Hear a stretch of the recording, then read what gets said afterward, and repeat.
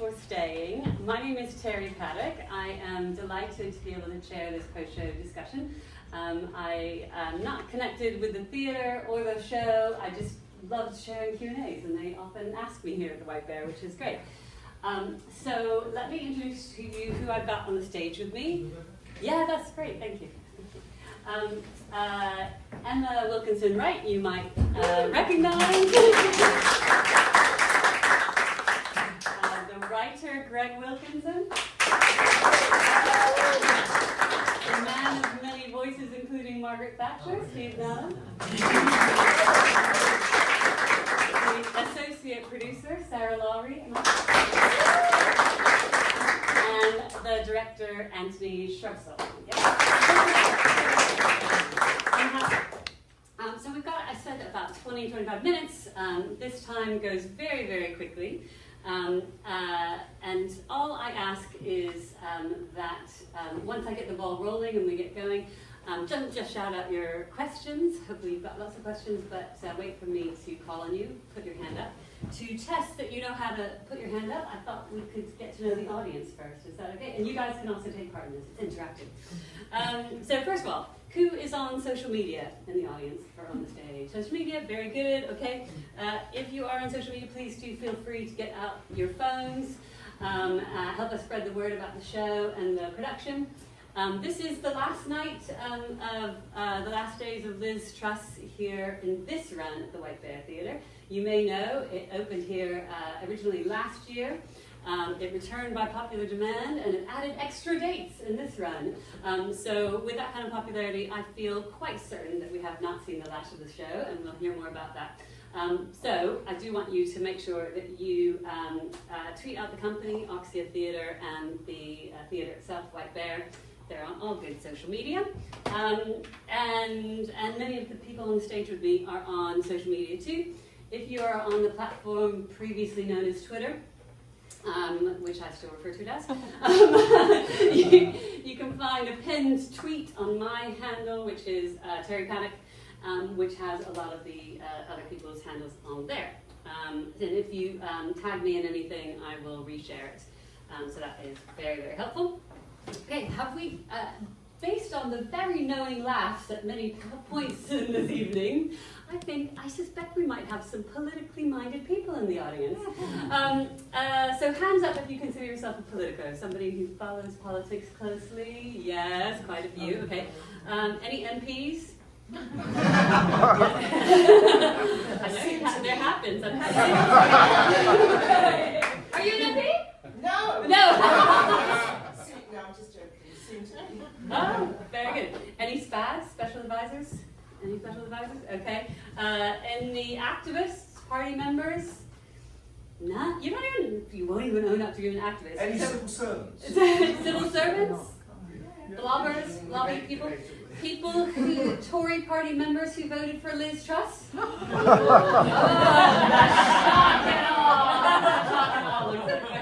Very good. Any economists? That would be very handy. Do we have any economists?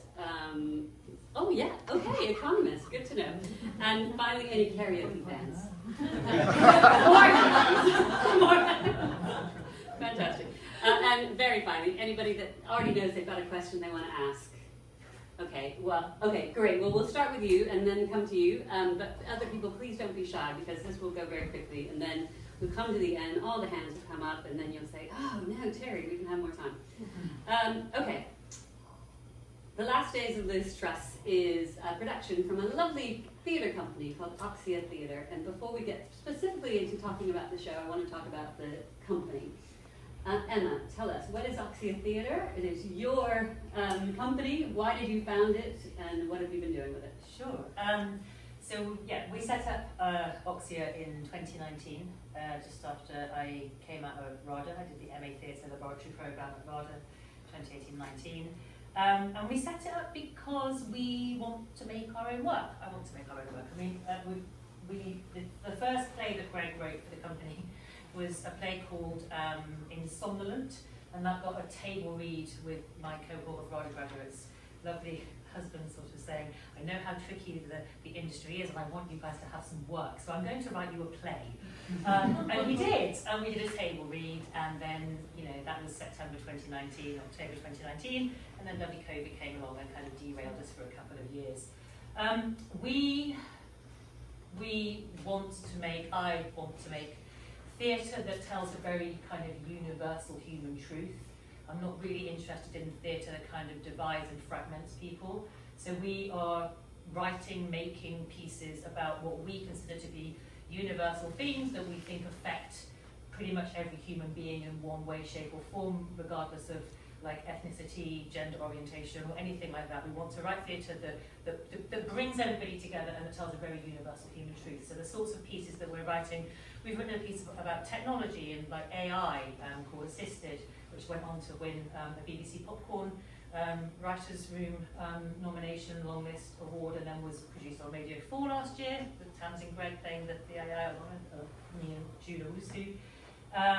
We have also produced a piece by another playwright called, it's about the Mitford sisters, which is really about the rise of the extreme right, which we're seeing. We're trying to be very topical and very sort of on message with what we see is going on. We've also produced a piece called Rika's Rooms, again by Gail Lowe, which is really, again, a piece about kind of migration, belonging, fascism, the rise of fascism. So we're sort of trying to, and what we're trying to do, for us, it would be a real shame if people left the theatre thinking the same as they felt when they walked in. You know, we have struggled a little bit with some reactions to this piece. People have been like, oh, you didn't give us the piece we wanted to see about Liz Truss. You didn't just tear it to pieces. And we were like, well, no, because that's not what we're here to do. So it's all about holding up a mirror, holding up a very unforgiving mirror, and it's about questioning what I refer to as the very uncomfortable edges of acceptance. And it's about really throwing things on their head and about getting people to think differently. It's not about answers. We're not saying we're not going to provide any answers. We're just trying to explode issues and get people to think and engage with them in a different way. And we want people from like every walk of life, politically, ethnically, gender, or to engage with the work. Yeah, I think. And very quickly, what does Oxia mean? So Oxia comes from, Oxia means to breathe life into something for us. It comes from it comes from a techno record. A techno record. Yeah. Both of us used to DJ, Greg much better than me. And we used to really like this record called It was called Domino. Domino, wasn't by it? By Oxia. Yeah. Oxia record. So we took Oxia and we oxygenate, breathe life. Okay, so Greg, over to you. Very talented playwright and extremely supportive husband. The last days of Liz Truss, obviously this is incredibly recent political history. We've all lived through it. But apart from living through it, when did you have this light bulb moment that you thought this would make great theatre? Yeah, I think it was Kurt Vonnegut who, when he was asked where did you get your ideas, he said Pittsburgh. And I had my ideas in Hammersmith. And I was walking back from my daughter's primary school, dropping her off in September 2023 with another parent. And we just got talking about Liz Truss because I think it was the first anniversary of her elevation to leader of the Conservative Party. And it only takes a few minutes to realise what a story. You know, it's got a protagonist, it's got a journey, it's got intensity, it's got conflict, it's got tragedy, it's got comedy. And there's an incredibly rich set of issues about like how this country works or doesn't work, and some of the challenges that we've got in terms of trying to sort of fight our way out of a very tricky and long-term set of economic challenges. And in about probably 15, 20 minutes, I thought, not only is there a play in this, but also I've got to write it really quickly because someone better than me is going to get to it first, and then they're going to capture the space, and then I'm just going to be another also that.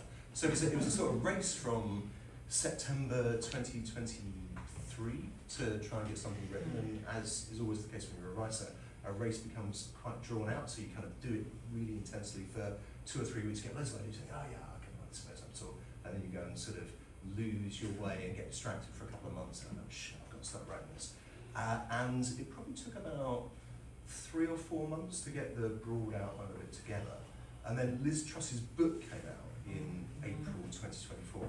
And the name of the book is? 10 Years to Save the West. And I wrote pretty much all of the script that you heard today before I read Liz's book. And the only bit from Liz's book that I put in was where she does the end of the kind of when Harry met Sally bit. And she says, when Kwasi finished his speech, I was ecstatic. And that was actually a line from the book. Apart from that, I didn't put anything else in because it's not that good a book to be but there was now a whole series of other books coming out over the summer. There was a Ben Riley Smith history of the sort of Tory party years. There was Anthony Selden's book. There was Tim Shipman's book. There was Graham Brady's book, the Knock at the Door, the Florid Cheek of the Man's Dressed Too Classy. And in that situation, all these people who are much better connected than me, who've had the chance to interview lots of people, were generating some quite rich insights. And the challenge is, how do you take the bits from that fit with the story that I wanted to tell, rather than just simply doing a dramatisation of Anthony Selden's point of view. I mean, Anthony's a great writer. I don't agree with him on a whole set of issues, but whether I agree with him or not, it's not my job to be the kind of the sort of adapted for the stage by Greg Wilkinson, original work by Anthony Shrubsall. There's a story that I wanted to tell about Liz, and it's just sort of trying to pick the bits from those well-researched and factually based sources that fit and support the story that I was trying to tell. And then we tried to get all of that done in time for the rehearsed reading, which was in June 2024, when we first performed it. Liz was still an MP because the election was in July. Oh, she's your MP as well? No, she was. She was an MP. When we did the When first we reading. did No, the but first you live in her former position? No, so I've never actually met Liz. I feel like I know her too well, actually. Yeah, me too. Yeah, but I've never. I was hoping she'd come tonight. But, maybe she'll come to the next one and sit in the big room. That would be quite bigger something. theatre. That would surely get her noticed. I've never met Liz, but my reaction to it, surprisingly because I've been a Labour Party member for many years, was actually one of sympathy and empathy and curiosity, as much as who is this idiot who's completely wrecked the country. And I thought, again, on a personal level, aside from the fact I thought it was a good story, there were a lot of themes that interested me in how she got there, why she did what she did, how she coped with what was a horrendous set of personal challenges, and why she hasn't crawled under a stone and just gone away, and why she carried on doing what she's doing. For me, those are a really interesting set of issues that made me want to write about it. That is fantastic, and it is such a sympathetic portrayal. And yeah, I also didn't think I was a Liz Truss fan, but I have seen her in a new light. Thanks to you two. Okay. So the other three on the stage. So tell us when you joined the journey. Would it be the director next? Anthony, were you involved in the reading, and Steve and Sarah? Yeah, I mean, I've worked with Emma on a couple of one-woman shows, and so when Liz Truss was suggested, I was briefly involved with the reading that we did here, and then we worked together on developing the show, and met Steve through that. And what was it? It's quite a different project. Did yeah, I mean, I think what again, I think the fact is that she's not going away. I mean, Liz Truss will come back, and I think that's just a fact of what will happen. But I think so. It's interesting when you're working with a sort of a real life figure who has so many people really hate on the left, and you're addressing really big issues, because they're also part of how people see other people, and so I think we're dealing with something. If you're from the left and you're dealing with someone that is so opposite to the way you think, then you have to really think about what the issues are. So I think it is interesting that there is this Elizabethan context to her, and she does get the chop, literally, at the end. And I think it is fair to say that a lot of people involved in theatre would tend to be on the left more than the right. Absolutely. Sarah, from a producing point of view, what challenges does that present? Many.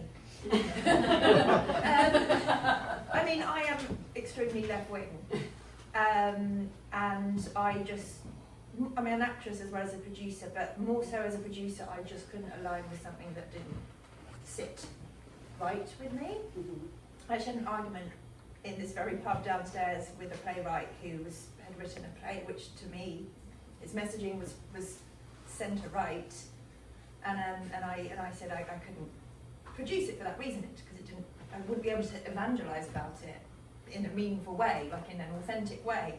And he was saying, well, isn't it a bit like being a barrister, where you just take the case and it doesn't matter if you believe in it or not, you know, the producer is just the person who's marketing and selling the show, but for me it needs to sit right, and I think if this play had a political agenda that didn't align with, much as I love Ed and Greg, I wouldn't have produced it, but I don't think it really I don't really think it does have a political agenda. I think it has a human agenda, which happens to be, the framing device is a political one, the framing device is Liz Truss. What it's saying is very human. And I think when you said something about sympathising with her, I don't know that I necessarily sympathise more, but I find her more human. I think this play humanises her. Yeah. Whether or not you then leave and think better or worse of her is another thing. It's so interesting because there's definitely the human story, but I would say it's definitely political, but not necessarily as partisan as I expected. Yes, not because the issues that are drawn out are the big issues that we have to deal with whichever party, you know, for the future of the country. So Steve, before we come to the audience questions, last but not least, your voices are amazing.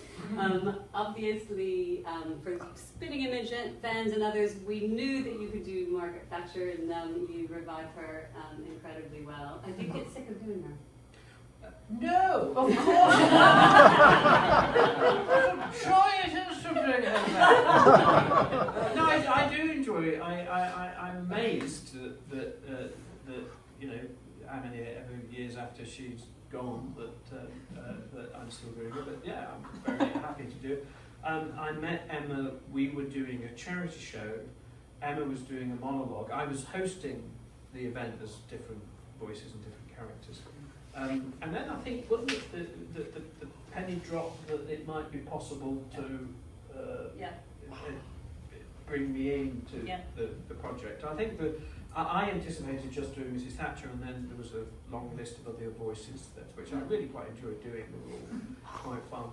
I was trying to top that. How many voices are there? I've no idea. And some of them are not really impressions. That you just try to get a sense of them. Yeah. And that was, you know, and there was an element of caricature in them, but not extreme spitting image caricature. Mm-hmm. So, and there were different versions. I've got my own little studio, so I was able to record different versions. So, I quite enjoyed doing Quasi, actually. Because I never anticipated being able to. So I did him. It was 8 o'clock in the morning in order to get the lower. But as the day goes on, your larynx sort of stretches and your voice gets higher. So, and I've got a high voice anyway, which allows me to do character like Mrs. Thatcher. Quasi was quite a challenge, but that was the first thing I did at 8 o'clock in the morning, when your voice is naturally low, and I couldn't do it at 9:30 because I, you know. Well, we won't ask you to do it here too much. I want it to sound right. Greg, you're going to tell me. 23. 23 voices. Wow, that's amazing. Yeah. Very good. Now, audience. Now over to you. First question. Front row. Massively well done, and thank you so much for sort of producing it. I really enjoyed it. I went here thinking I was going to get a satire, and then I think I did in the first half, and it kind of sort of faded into definitely more human interest story, which is sort of fascinating. Maybe I wouldn't say that I really endorsed her, I wouldn't say that I was on the left, but I always found that she was definitely more genuine than Boris Johnson, and who actually probably despised more than Liz Truss. I think It's a competition. I think that the one thing that I think we have to learn is the sort of the human treatment of politicians is something which I think is actually quite scary, maybe even dangerous, because the most human trait in doesn't know is actually creativity. And so you guys feel a bit scared maybe that the way in which you treat our politicians as inhuman has kind of zapped creativity and risk taking from our politics. Oh, what a Great question. wonderful question. A really good question. Who would like to tackle that first? Emma's pointing at Greg. Yeah. Yeah, and a personal aspect to this. I mean, I was a rugby politician 25 years ago, and there were many reasons why I started. But one was just thought it's such a nasty business, not just in terms of like the behaviour between politicians, but actually the interaction with the public. I faced them for a bit when I was a local councillor, and I found some of the responses quite unpleasant. And this is before all the things that have happened have been really, really done. Steve Nallon, and costs and so forth.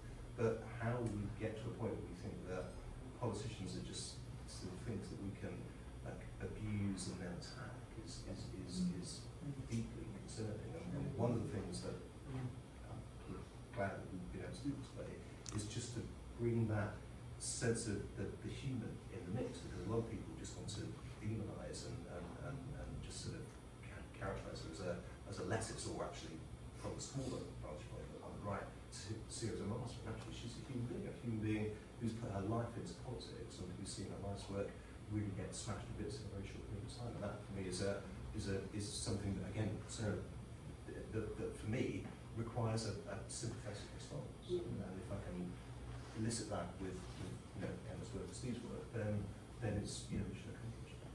I just wanted to say, I think that's a really astute point, because in terms of like making art, like if its sole purpose is to be satirical, then you might as well read a Private Eye. You might as well read a magazine. It's just magazine theatre, and also it's just telling us things that are already in the news, but you're just satirising them. I mean, I know the lettuce is there, but most of the things that are in the play are things we don't know, unless possibly we've read her book, and that's what's utterly fascinating about it. There's so many scoops in there, but it's not like that sort of knife twisting, hatchet job thing, which is kind of possibly a lazy playmaking. Yeah, I do get so, because I'm an activist, party member, do a lot in politics, and I know a lot of MPs, and like, whichever party, from my perspective, most of them certainly go into it for noble reasons, and they try to do a good job. We will end up with the politicians we deserve if we run them all down all the time. Thank you. Did anyone else want to respond to that question? Steve? Well, you could argue that Spitting Image has got a lot to answer for, in a way, because I would say that satirists, which I don't really include myself in that, but I know lots of satirists, they're against, though. That's their nature. So people like Thatcher they discussed satire with her press secretary, I've forgotten his name now. Bernard Ingham. Bernard Ingham. And he said, well, they're not for anything, aren't satirists. They're not for it, they're just against it. Yeah, that's the point. That's what satirists, that's their sort of position in society, and we need those. But one of the things that, pre-Spitting Image, there was more deference, I think. Certainly more deference to the royal family. But you could argue that the royal family imploded in their own way. But I think that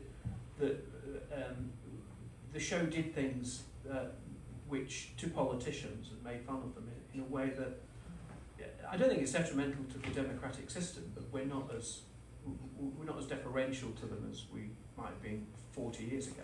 And do you personally regret that? No. Yeah, no. I think it was too far the other way before. Yeah. And actually, with reference to politicians going into politics, one of the most famous lines in politics is Enoch Powell's. Every politician's life ends in failure. They know that. It's the rule. You just go back with pretty much every Prime Minister, all of them end in failure. It's just part of the job. She just did it quicker than anyone. Broke records. So there was another hand in the back, I think. You've already had the question answered. Any other hands? Now you're all being shy. Come on, we need more than one. audience question. Okay, let's then find out how long has the lettuce lasted? In there. I picked it up tonight and I held it up and some like powder puffed off it. And I have been keeping an eye on it and I was really, should we get it out? Does anyone want a salad? No. Yeah. So it really was like, and I've been like posting on social media. I have outlasted the lettuce. I have outlasted the lettuce. It probably does smell. It was a decision. It was like, do we get a fresh one each week, or do we make a play on it? Like the play outlives the lettuce outlives the play. It's probably a good job we're closing tonight. Yes. Looking at that, I'm not sure it would actually. But I think when I picked it up, I was like, there was like a little puff of mould, clearly, that came off the lettuce. But it has lasted 3 weeks. I wonder what, I didn't see what that one looked like after 49 days. I mean, it must have been horrendous. I do want to, I'm going to come to you just a moment, thank you. But we must dwell a little bit more, Emma, on your extraordinary performance. We've said it's not satire, it's not impersonation. However, you nail Liz Truss. How did you work on that? I noticed that you had a specific voice coach that helped you with her voice. Yeah. Talk about that. Yeah, so fantastic voice coach called Ryan O'Grady. I've worked with him for years. He's my go-to person for all accents work, really. We spent 10 weeks working together, 2 to 3 sessions a week, an hour a time, and we watched every single video that Liz Truss has ever been in, every interview she's ever done. And what we would do is we would slow down. He knew how to do this. We would slow down the sound on the YouTube videos, and we would listen to it in slow time, and we would start to make notes about what some of her vocal habits, her vocal tics are. So it's things like she speaks like she's got a cold a lot of the time. It's all very bunged up here, so I have to use my soft palate is raised for the whole performance. And she does things like she bounces her vowels, so she wouldn't say if you were aware, she would say, if you were aware, there's like a bounce in there. And she glottal stops her INGs, so she says things like, if you were thinking, not thinking. She also goes up at the end of sentences, so she'll speak like this, and she'll make a point like this, and she'll bounce the vowels, and she'll go up in an inflection at the end, and she also speaks like in a very disjointed way. That really was like a challenge, because her voice is actually, I mean, I know that she's having like speaking coaching at the moment, but her voice is actually, like, she doesn't have a voice that's easy to listen to. So for us, the challenge was really to capture the essence of how she speaks, but without actually speaking like Liz Truss for 2 hours, because I think that would be quite hard for an audience to listen to. Yeah. So it was about like capturing, like working out what we were looking at vowel sounds. I mean, it took 10 weeks. And just as you are adopting her voice, your body is changing. Yep. So again, like the movements, everything. Yeah, watching all the videos, she has very specific. She does a lot with her. She conducts with her hands. She does this quite a lot as well. She does like she chews her lips a little bit as well. And then there's obviously the kind of which again I really didn't want it to be caricatured or like it's not piss taking. It's just this is what she does, and she does do that. She does. I mean that's just like a physical thing that she has, and it's not it's just what she does, and she does walk. And so again, it was a lot of. I mean, it took 6 weeks of full-time line learning just to learn the script, which, for the record, has been slightly different every single night because there are 12,600 words to remember. And tonight there was a point where I never, ever since December forgotten what came next in that point. It came tonight, there we are. That's how the brain works. That's the luxury of doing a solo show, right? Yeah. Style it out. Yeah, style it out.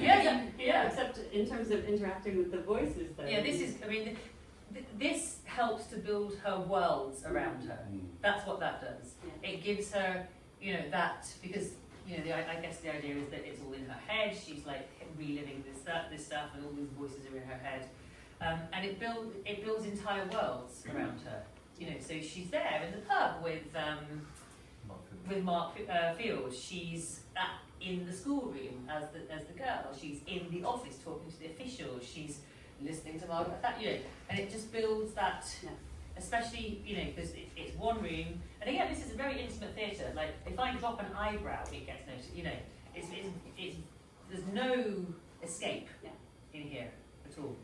Okay, I think we have time for one more question, so, yep. 2 quick points. One was, first of all, I just wondered if there is already a plan for the life of the play. Yes. Do you know when the next run, when and where the next run is going to be? And the second point, or the question that I had, was when you write a play like this, which is obviously centred on a great political figure, you know, an important political figure, has there been, or have there been any questions? Do people get involved from the world of Liz Truss and politics and the Tory party or anything like that to question or wonder about what's going on in the White Bear Theatre in a sold-out run that gets extended and so on? I mean, I just wondered. Yes. I mean, is it just allowed to happen that the arts can take something like this? I mean, Have you I had any just legal wondered. letters, is the short Yes. Let's answer the second question first. Do you want to Yes. answer that? I'm not sure I will do that one. Well, we had we were fairly confident, but then we suddenly, when we actually got into serious rehearsal, we realised that we had to. It's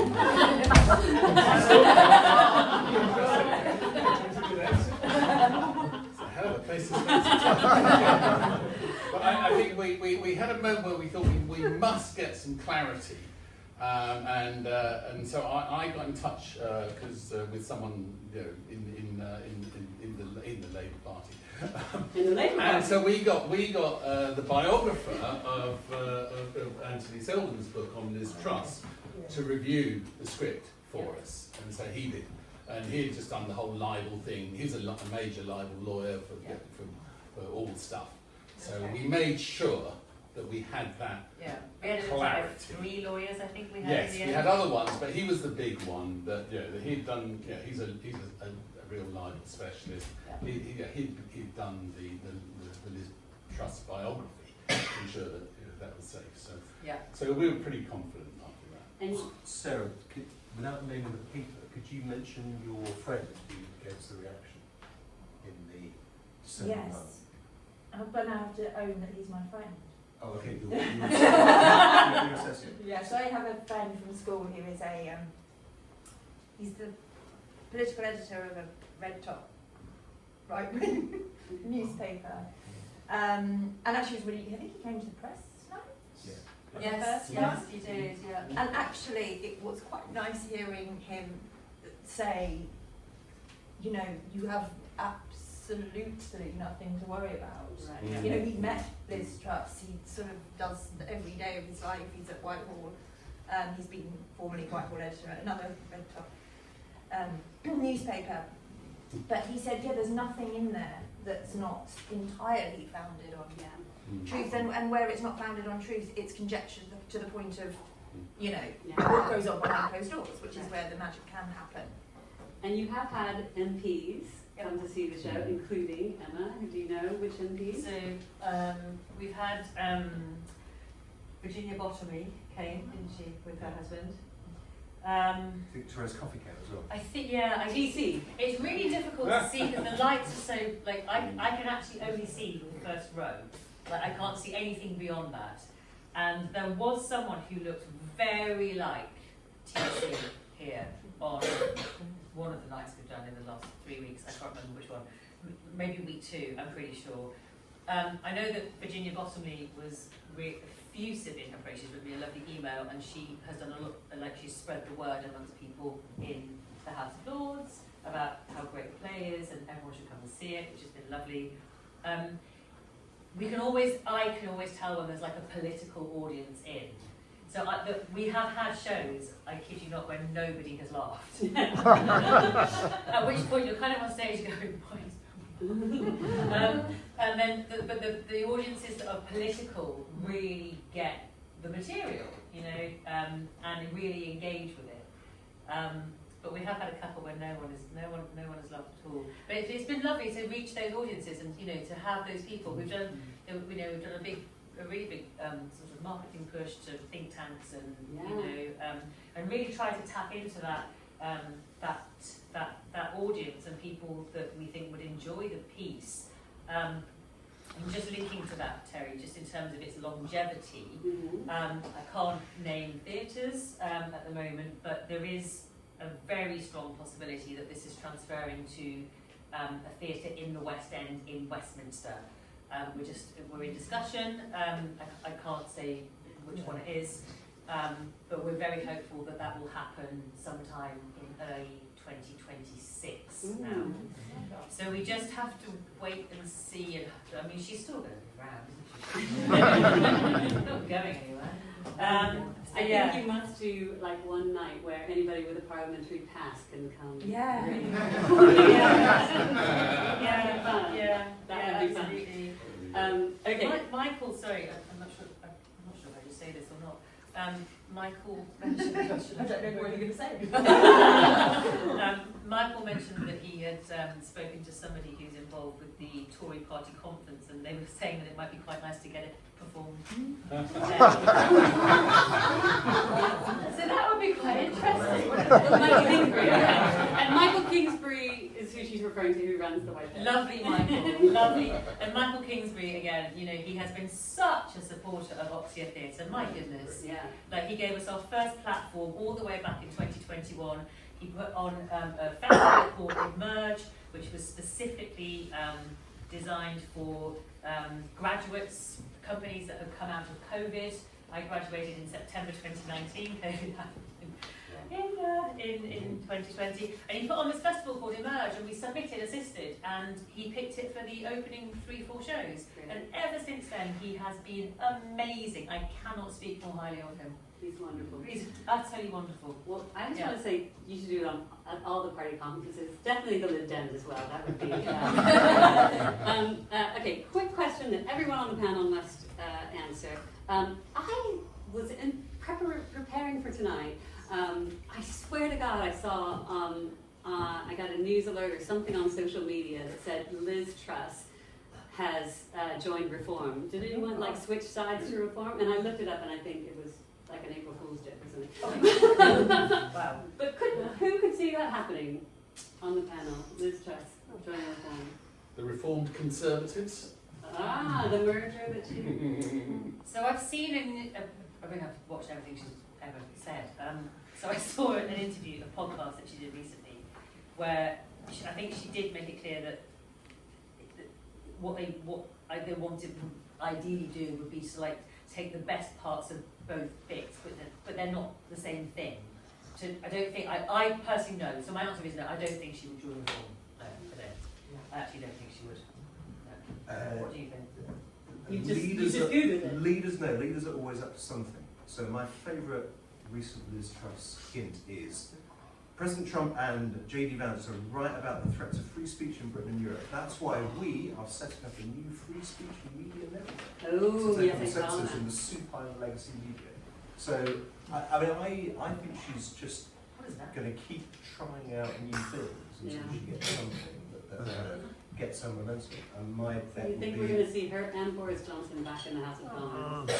Everyone's turning. don't bet against anything. Okay, right. Well, definitely don't bet against the fact that this is the last performance of this play, because we're going to see it in 2026. And if you follow Oxia, you will be first to know.